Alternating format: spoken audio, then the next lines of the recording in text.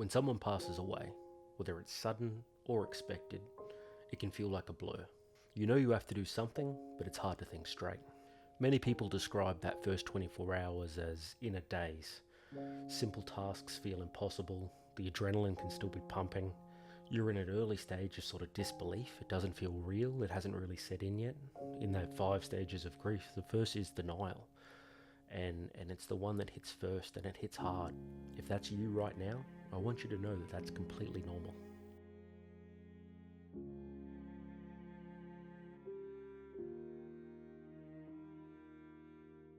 In this video, I'm going to walk you through what to do the first 24 hours after someone has passed away, step by step. Step number 1 is confirming the death. If this happens in a hospital or an aged care facility or palliative care hospice, you don't really have to do anything. Staff will generally handle it for you. They'll have a doctor or a nurse on hand to confirm the death. This process is all about getting a medical certificate for cause of death. If this happens at home, you'll need to ring an emergency service or potentially a doctor that's familiar with the case that has been working with you over the last few days if things have progressed at a little bit slower rate. This isn't about declaring death emotionally, it's purely about the legal process. A doctor or nurse must confirm that the person has passed away so that a medical certificate of cause of death can be issued. If the death was unexpected or accidental, police may attend. This doesn't mean anyone's done anything wrong. This is purely part of the process. It may require a coroner's report and the body may be sent to a mortuary to be further investigated. My tip for this, and when I went through it, is to have a notepad on hand and track names and numbers. For me personally, when I lost my sister and my dad, it was a blur. I don't really remember much of that first 24 hours. I remember my final moments very clearly because, it was a traumatic process to go through, but who I spoke to, in what order in those first 24 hours, I genuinely couldn't tell you. And for that reason, I think it's very important to document what you're doing so you've got something to keep track of, just to sort of keep everything with a bit of structure, because it really does go out the window when, it depends on your personality, but for a lot of people, it's a struggle. And it should be. You've just lost someone you love and care about. It is a traumatic thing by definition, and that's okay. It sucks, it's awful, but it's testament to how you feel about them too. Step number 2 is to notify the right people. Now, this is something that I commonly see people get wrong. Well, not necessarily wrong, because we all have our own way of doing things, but so often you hear a widow talk about, I spent that first 6 hours on the phone ringing person after person after person, and this is extremely traumatic because you're not only repeating yourself and running yourself down into the ground, but you're hearing firsthand that person's trauma as they're sort of processing that loss, and that can really take its toll. So my advice for this is have 1 or 2 people you really trust to help you with the notifications. We have that person in our family that sort of acts as the glue. It could be a mother or a grandma or an auntie or father, whoever it may be, that sort of is well connected with the family. Use that person. Talk to them first, talk them through in a bit more detail to really give them full context of everything that's happened, and ask them to help pass on the news to other family members. I think too often people try and wear that burden of, I have to do this all myself, this is my responsibility, this was my partner or my child, whatever that relationship may be, and they take on too much in that 24 hours, and you really don't have to. This is the time where people want to help. They often just don't know how. This is something that can really help. For a second person, it could be a colleague or a friend of the deceased, someone who might know people outside of the circle you would generally deal with that could help. If they're working, work colleagues or friends, if they're an older generation, maybe people that you don't really have any contact with that, were great friends of the deceased that would really want to know. The third option, and this is, I handle it with care, is social media. Now, I personally did this because, I just had so many friends, it was so hard to sort of I didn't want to feel like I was picking and choosing who I was telling, and it was tough. So I told her best friends, and we obviously told family members, and a few hours after that I sent out a social media post on Facebook telling people what had happened, and that got shared and passed around, and it was a good way of letting people know indirectly without having to have all of those hard conversations with people I didn't really know. And this can be good, but it needs to be done the right way. Another thing to really be conscious of is older family members. News of a death can be shocking, and the last thing you want to do is cause additional trauma by sending someone into a medical episode. Step 3 is to contact the funeral home. Now, this is one where it's tough. If someone's just passed away and you want to do the right thing and you want to sort of get your ducks in a row and start ticking off boxes and getting things done, but too often I see people jump to trying to get into funeral planning straight away. Me personally, I don't think this is something to deal with in the first 24 hours. It really depends on how the deceased has got things set up. If things were coming for a while, they might have already had a funeral plan organised themselves. They've probably got a will that specifies a little, at least some final wishes on that front. I see a lot of people pressured into choosing a funeral home straight away, and you don't have to do this.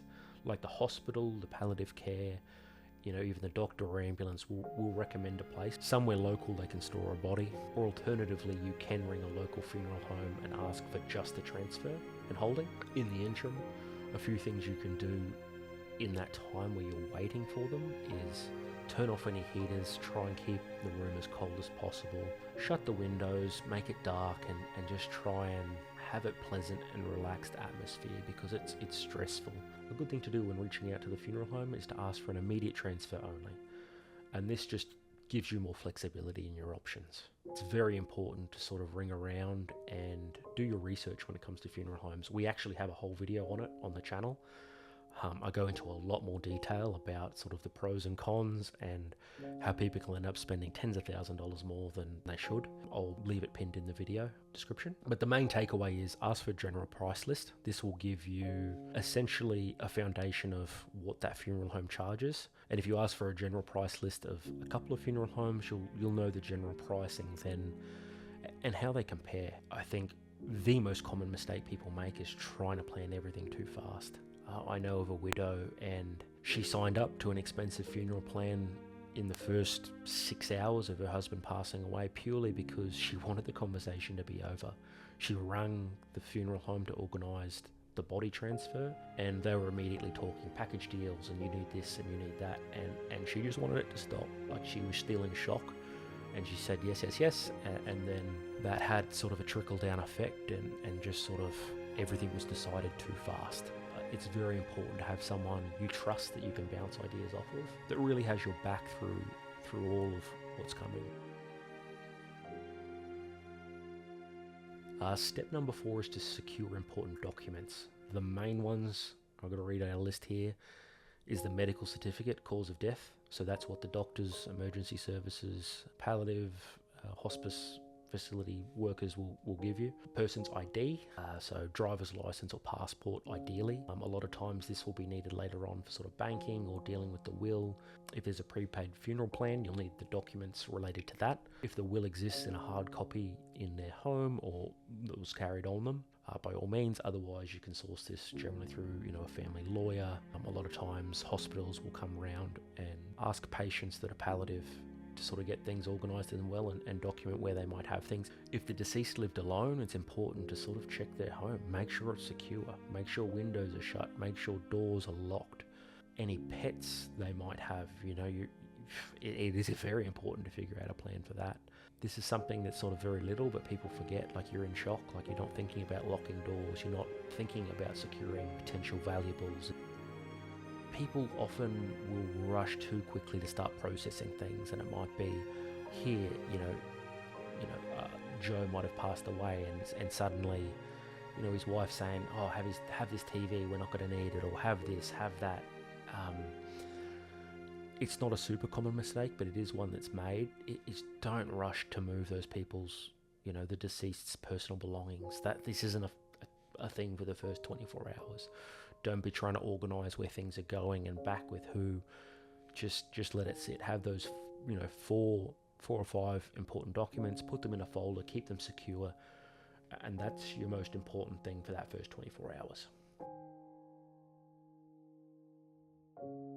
That brings me on to step number 5, and this one might seem simple, but it's one of the most difficult, and that's just to look after yourself. When you're going through something traumatic, you forget to eat, you forget to drink, adrenaline has been pumping through your body potentially in the days prior because you're processing that person you might have loved passing away. Or harder could be it's completely out of the blue and you're just in shock because they've passed away and you're not even sure why. And self-care couldn't be more important.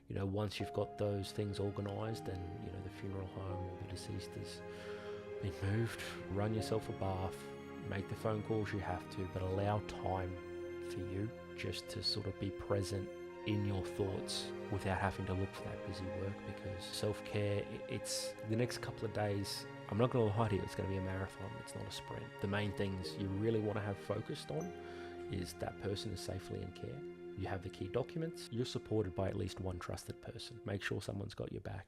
A few closing thoughts. There's no perfect way to do this. I'm not going to sugarcoat it. This is a really unpleasant experience. And if you've been through it before, you've probably got a few ways you'd do it differently if it happened to you again. And I'd really appreciate that if this is something you've experienced, if you could leave a comment on your greatest advice that you would give to someone, because someone reading it might really be helped from it. We're all different. We all have our own experiences and our way of processing. But just know that this is really hard and it's meant to be, but it will, in time, get that little bit easier. If this video has helped at all, would really appreciate you subscribing or liking or sharing. I really just want to get some of these videos out there, and I wish I'd known more of this before it all hit me like a freight train. We also have a complete checklist on goldengoodbyes.com. Follow the link in the description. It'll bring you to the checklist and you can just see everything in a very basic format. Thank you very much for your time, and I'm sorry.